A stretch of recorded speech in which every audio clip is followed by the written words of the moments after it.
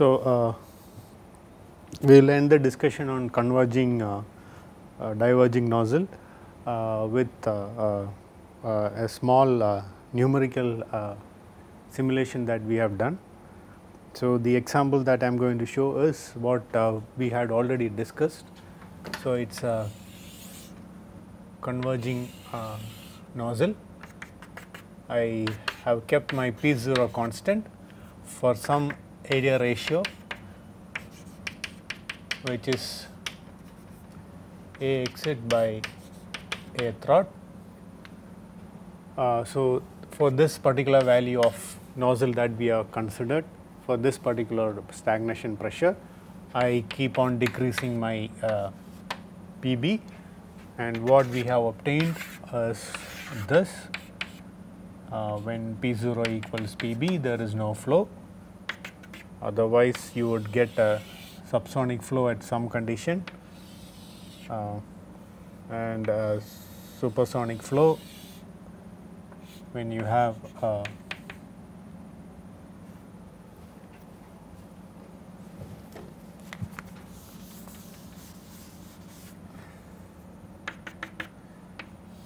and then you have P exit equals PB, which is greater than P star, P at the throat conditions. Then you have some value, again it is not like this, it would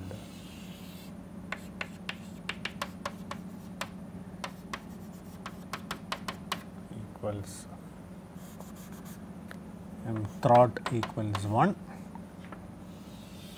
which also gives me a supersonic value. Here my M exit is subsonic. In between I have non-isentropic solution. So, there is a PB value between P critical PB critical 1 and PB critical 3, where I get a non-isentropic solution. So, in the numerical simulation, what I am going to show you right now is between some value here to some value lower than PB critical 3. Okay. So, I have kept my P0 constant for a given nozzle. I start from somewhere here, some non-isentropic solution, and then I go down here, and what I am going to show you is how the flow develops into this. This is also a precursor to what we are going to discuss in shocks. So, I am going to show you the location of shocks keep moving from one position to some position, and at some value of PB I have the shock sitting at the exit, which we will define it later to be our PB critical 2. So, that scenario will also be shown, but remember the simulation is a viscous simulation. So, there will be a slight change in the values as well as the shock structure that we are going to do. So, what we have analyzed now is strictly 1D flow, but in the analysis it is a 2D flow, that it is actually 3D flow, it is a 3D axisymmetric flow. So, we have taken a section and then we are going to do this. So, I will show you that first.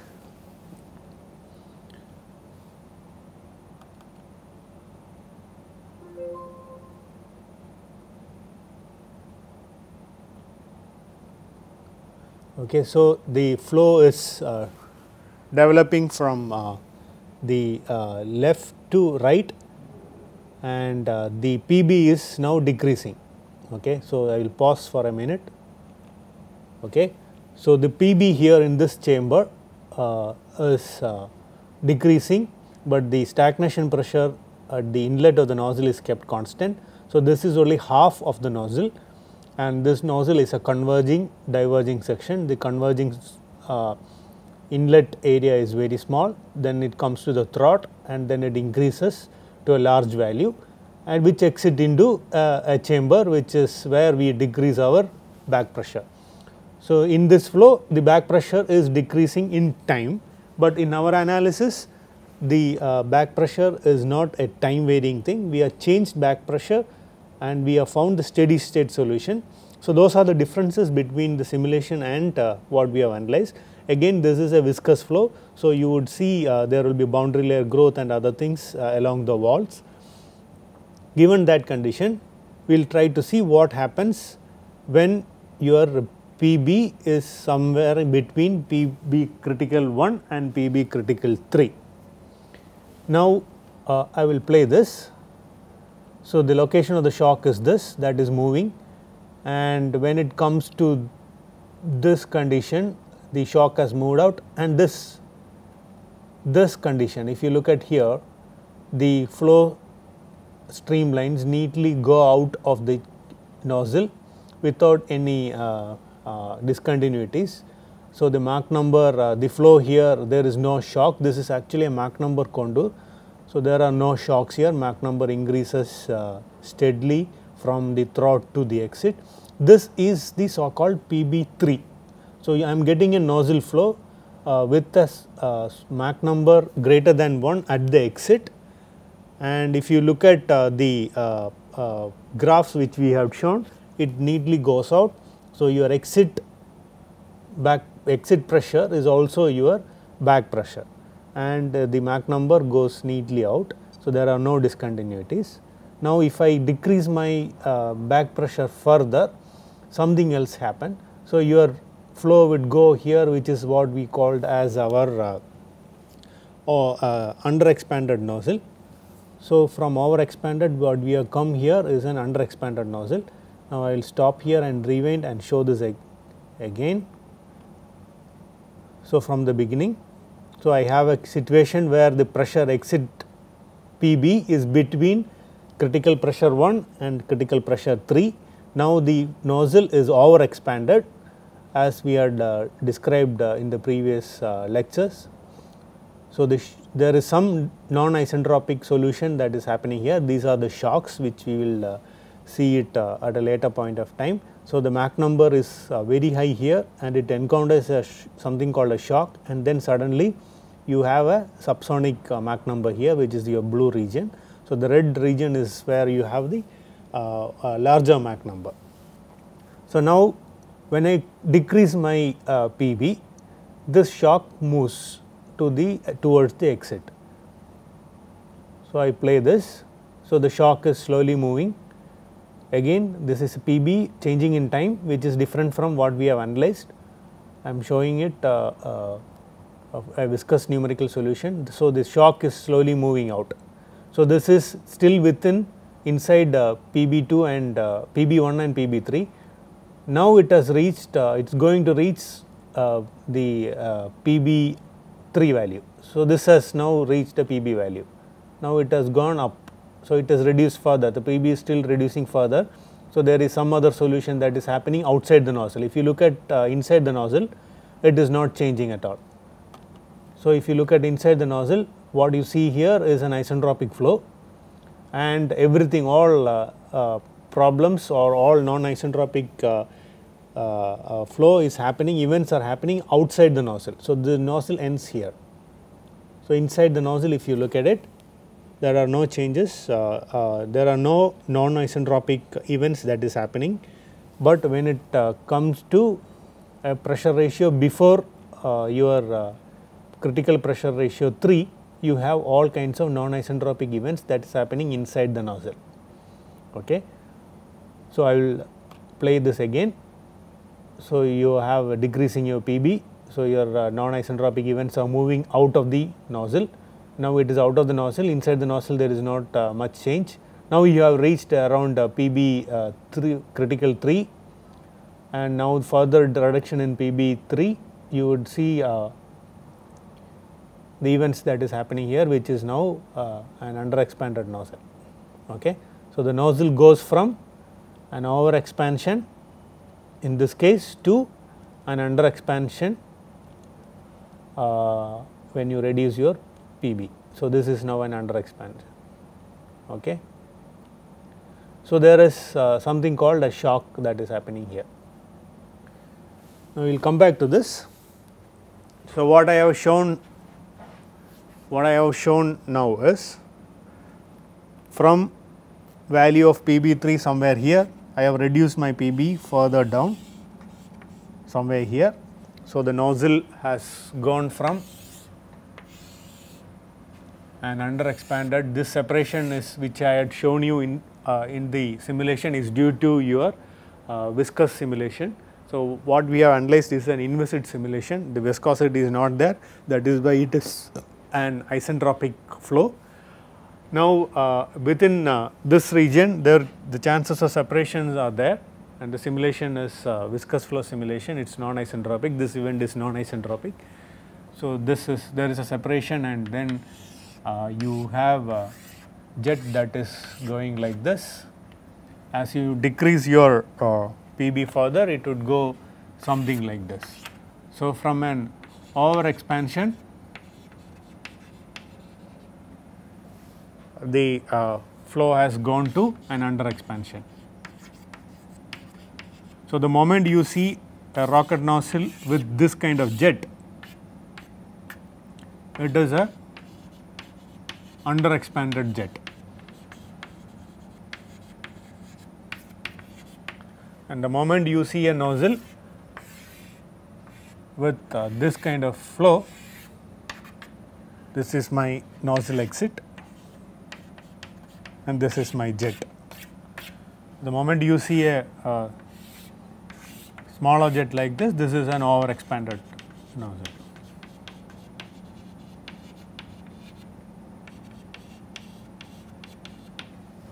Okay.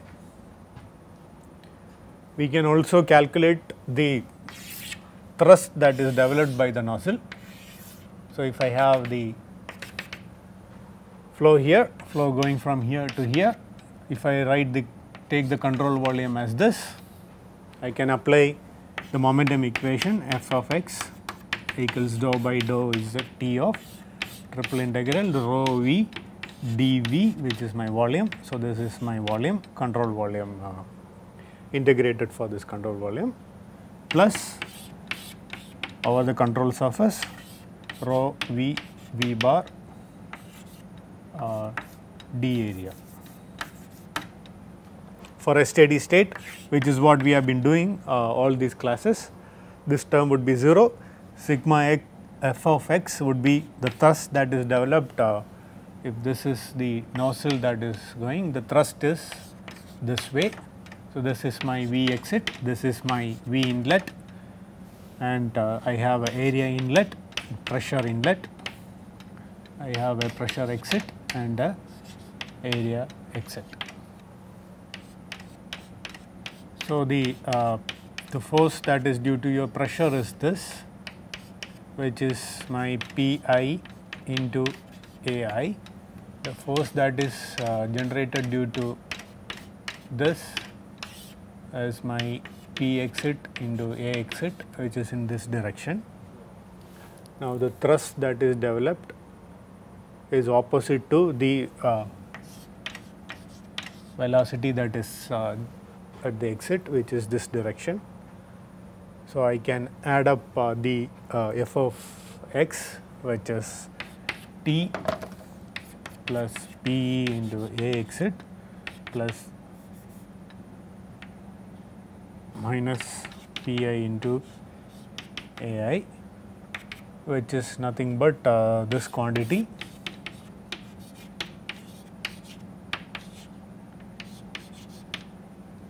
okay, which is nothing but rho into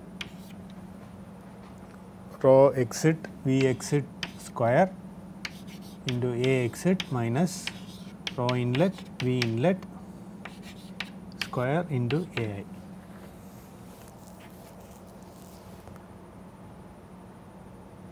Which is nothing but m dot into V e minus V I.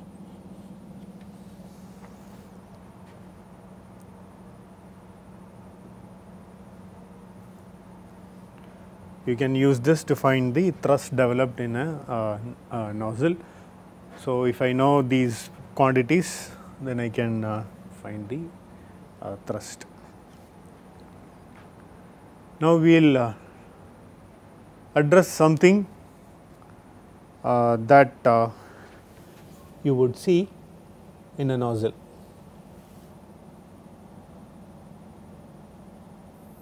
For example, we have just now said there is a shock. So, if you look at the velocity plot of the same thing that we have shown, if you look at these are the velocity vectors. Here again the experiment is the same thing, we are decreasing our back pressure. So, the back pressure is reduced further and further. Now, if you see that we had seen some shock that is moving further, some non-isentropic solution, I will repeat that. So, now here is some location of the shock. So, the velocity vectors are large in magnitude before the shock and then suddenly it goes down. So, this is one of the main characteristics of a normal shock. So, the Mach number would be large before the shock and then suddenly it decreases, and which is opposite to something like an expansion fan. So, what are these shocks is what we are trying to look at it. So, if you look here and I will pause. So, the red region are the region where I have large magnitude in velocity, and then after that it suddenly there is a dramatic reduction in my velocity. Okay. So, how does it look like when you do a density contour? So, if I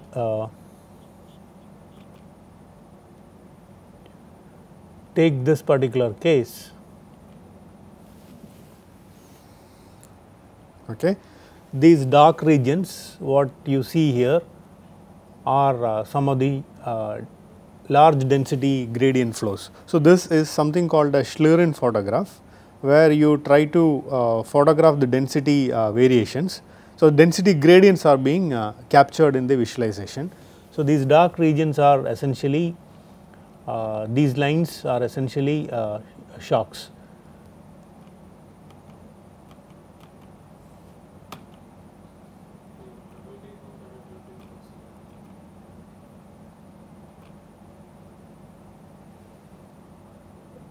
So, now you see the flow is from right to left, and these are shocks that is generated. So, what are these shocks? So, there is a large velocity that is coming here, and then it faces, due to some reason, the flow suddenly needs to slow down. There is some non-isentropic process there. So, the fluid that is coming from here, I will pause again. So, the fluid that is coming from the right does not know that something is happening here. So, it just comes and slows down and hit this particular one, then the fluid after that will also do the same thing. So, there is an accumulation of these fluid coming and hitting at that location, and suddenly the density would be quite large there, and that large density, large pressure location is what we call as shocks. So, it is actually a finite pressure wave that is moving.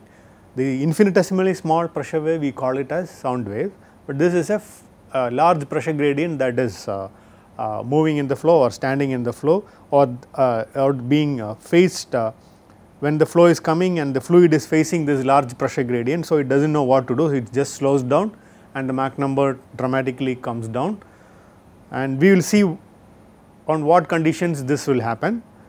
It is going to happen only in a supersonic flow, it is not going to happen in a subsonic flow, we will see why it is. But essentially what I want to show you in this particular plot is that there is a density jump in this particular case where there is a shock. Okay. There are other regions of black color, which we will for the time being will forget. We will concentrate on this particular line, which is a normal shock, which we call it as normal shock, is what we are going to analyze at present. Okay. I will also show you a numerical simulation. What was shown there is a experiment. We will show you a numerical simulation in which we obtain a similar scenario. For example, this is a jet that is coming from left to right, and this jet is going into a chamber which is kept at some pressure. So, let us forget about this unsteadiness. We will show you when it reaches a steady flow, there is a large Mach number that is generated here, and then suddenly it faces a shock, after which the Mach number reduces to a subsonic value. So, the red is the region where you have a large Mach number, and the blue is where you have a small Mach number or subsonic Mach number, and once it faces this particular region or small location where the thickness is of the order of the free molecular free path, and I will show that again. So, the Mach number here, so these are some transients which we will not discuss it right now. So, these are large Mach number regions, then suddenly faces the shock and then goes to a subsonic value.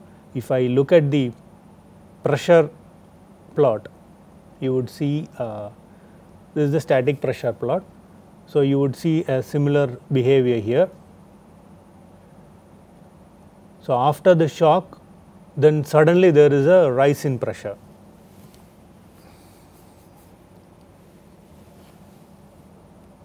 Okay. So, after this is a small pressure and suddenly you faces a shock, and then you have a large increase in your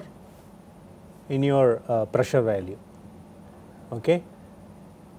So, if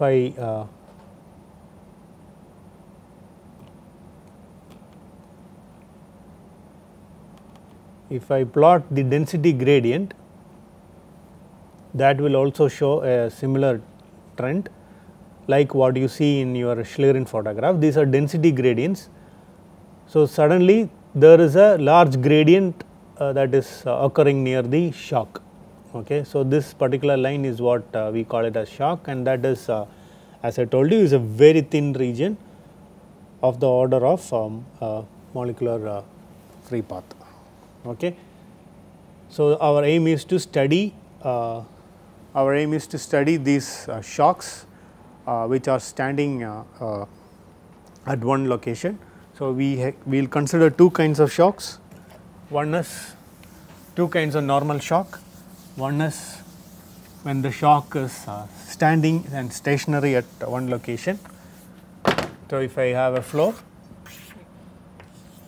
if I have a shock which is the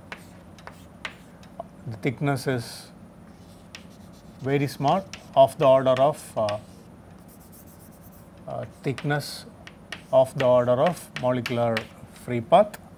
Okay. So, this would be your thickness, okay, and this is a non-isentropic process. Okay. So, this is a stationary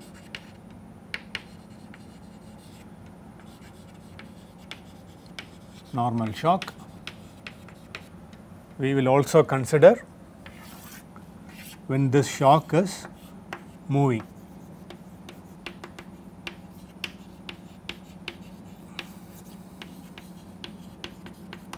Okay. So, we will in this course we will consider these two scenarios.